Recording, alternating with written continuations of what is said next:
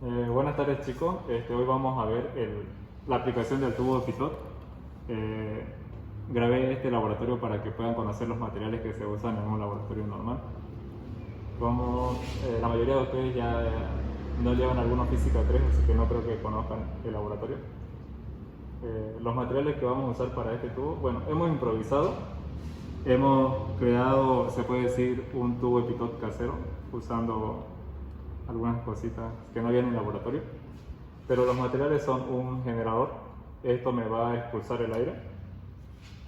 Es un tubo de plástico de sección constante, el cual tiene incrustado un tubo en forma de L. Ese es el tubo de Pitot. Ese tubo tiene que tener un estrangulamiento, ¿ya? La cual por ahí debe ingresar el aire. Se va a venir hasta aquí y va a llenar todo esto de aire. Esa va a ser la presión en ese punto. Tengo el otro punto que vamos a medirlo de referencia aquí. Voy a hacer igual aquí al lado. Este va a ser mi punto 1 en este caso, y va a medir la presión también en ese punto. Cuando comienza a circular el aire a través del tubo, va a haber una presión en este punto y va a haber la otra presión en el tubo de Pitot que está ahí adentro. Entonces, como ambas presiones van a ser diferentes, ¿ya? En este punto de aquí va a haber una presión dinámica, por lo que va a haber aire circulando. En cambio, dentro del tubo de Pitot no va a haber presión dinámica, solamente va a estar la presión total, que va a ser la presión estática de este punto más la presión dinámica. Entonces, aquí se va a crear una diferencia de presión, lo cual le vamos a usar este tubo en U como si fuera un manómetro, y como ya vimos en tubo de Venturi, se va a crear una presión diferencial.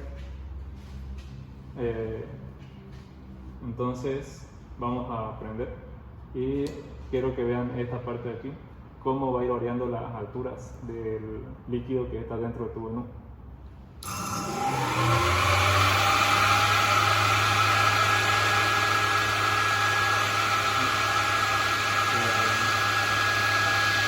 Si se dan cuenta, bueno, si me escuchan, ya se ha creado una diferencia de presión,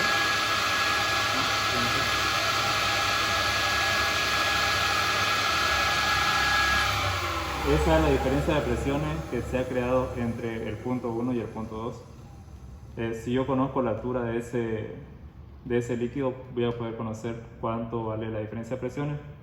Y si conozco la diferencia de presiones, voy a poder conocer cuánto vale la velocidad del aire con el que está circulando. Y ese es el objetivo de un tubo de Pitot.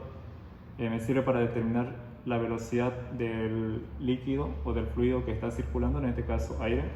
Esto de aquí es agua, solamente que lo hemos tenido para que se note la diferencia.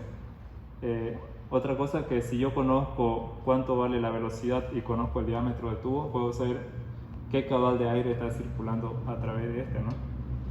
Entonces, vamos a volver a aprender, pero vamos a medir la diferencia de alturas, ¿no?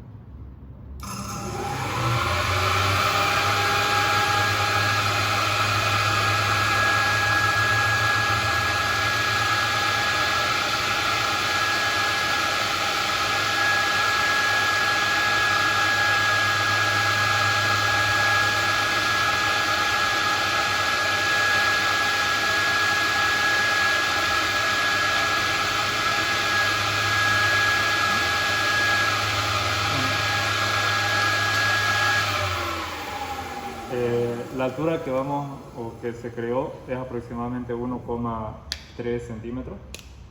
Entonces, en esta parte, mi ayudante me acompaña. En esta parte tenemos un esquema de tubo de Pitot que hemos creado. Hemos denominado punto 1 al tubo primario, ¿ya? Y el punto 2 va a ser el tubo de Pitot, ¿ya? El estrangulamiento, perdón, o el estancamiento en todo caso, perdón. Entonces, aplicando la ecuación de Bernoulli para el tubo principal, tenemos la presión 1 más un medio de la densidad de velocidad 1 al cuadrado más la densidad de gravedad altura 1 igual a la presión 2 más un medio de la densidad de velocidad 2 al cuadrado más la densidad de gravedad altura 2. En este caso, ambos puntos están a la misma altura, por lo tanto esto se va a hacer 0. Y la velocidad en este punto, ¿ya?, va a ser 0. Por lo tanto la velocidad 2 es 0. Entonces, en este caso voy a crear una diferencia de presiones, que sería presión 2 menos presión 1, igual a 1 medio de la densidad por la velocidad 1 al cuadrado. Esta velocidad 1 es la velocidad con la que está circulando el aire en la tubería. Para la parte del tubo en la forma de U, tenemos que en este punto lo vamos a denominar A. La presión A va a ser igual a la presión 1 más la presión hidrostática de esta columna de líquido manométrico, que es agua. Entonces presión 1 más la presión hidrostática de ese líquido. Y por el otro lado, en el tubo B, tengo la presión 2 más la presión hidrostática de la columna del líquido que está circulando, que en este caso es aire. Entonces esto de aquí es agua, esto es aire. Entonces, como sé por presión hidrostática que en ambos puntos van a ser iguales, la igualo.